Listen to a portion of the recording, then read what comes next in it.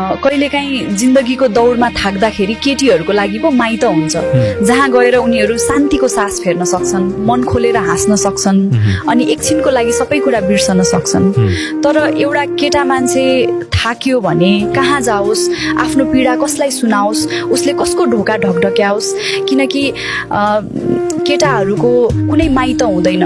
उसका लागि त घर भन्ने शब्द नै जिम्मेवारी हो। ऊ बा आमाको सहारा बन्छ, श्रीमतीको भरोसा बन्छ अनि छोराछोरीको सपना पूरा गर्ने मान्छे हुन्छ। तर यो सबै गर्दा गर्दै आफ्ना व्यक्तिगत रहरहरू कुन कुनामा छुट्छन् उसलाई नै पत्तो हुँदैन। केटाहरू पनि थाक्छन् नि, तर रोकिन पाउँदैनन्, भित्रभित्रै टुट्छन् पनि, तर बाहिर कहिल्यै देखाउँदैनन्।